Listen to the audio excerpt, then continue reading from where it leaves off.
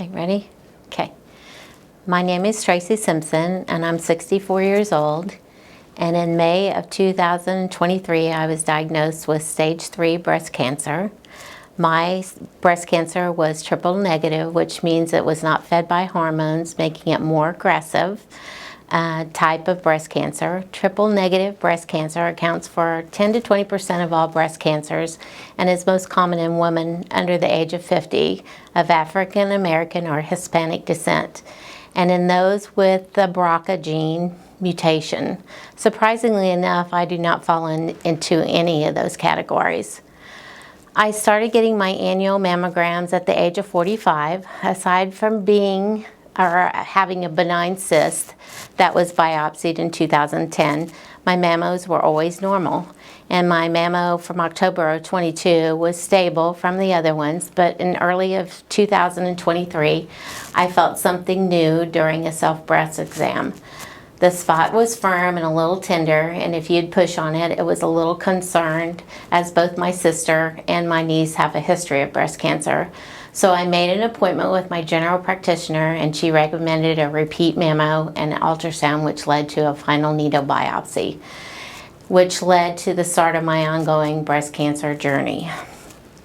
When I found out, I was scared, as anyone would expect, and I immediately thought of my 2 daughters and my granddaughters. How would I tell them, and what if I had to retire early, and how I was going to afford treatment? I didn't know what treatment was going to look like, but I knew that I wanted to do everything in my power to beat the cancer and live to see my current and my future grandkids grow up. Okay, our community is very fortunate to have an on-site oncology team here at Scotland County Hospital that is equipped with exceptional nurses and doctors. Dr. Smith and Dr. Curry's team work closely with my surgical oncologist through Ellis Vichelle to coordinate my treatment. Rather than drive an hour or more to Quincy or Columbia, I was able to get my 16 rounds of chemotherapy infusions here at Scotland County Hospital. After my chemo, I had a double mastectomy followed by 25 rounds of radiation at Ellis Vichelle down in Columbia. I am still undergoing treatment with therapy, which should end in the next few months. My road to recovery was longer than I initially anticipated and definitely had its share of good days and bad days. But in the end, I'm cancer-free, so it has all been worth it. Without the support of my family and my friends and my coworkers and my healthcare teams, I don't know that I would be able to say that. I will be eternally grateful for all the love and support that I've had over the last year.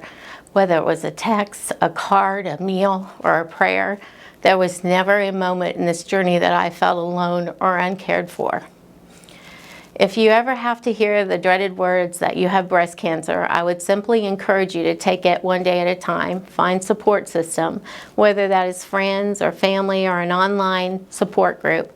Ask questions and advocate for yourself. As tough as the days may be, try to stay positive and remember what and who you are fighting for. Keep a journal and read daily devotionals. Put my mind to ease on those days I find so hard. Something that helps your mind relax. I want my story to provide hope to those who may be in the thick of breast cancer treatment or who may undergo treatment in the future. If someone has been reluctant to see a provider for a new spot or fears of getting a mammogram because they are scared to know the outcome, I hope my story convinces you to be proactive in doing all that you can to catch something early, to save you and your loved ones from trauma of an aggressive cancer treatment. And ultimately, I hope my story brings awareness to breast cancer and what life can look at like after treatment.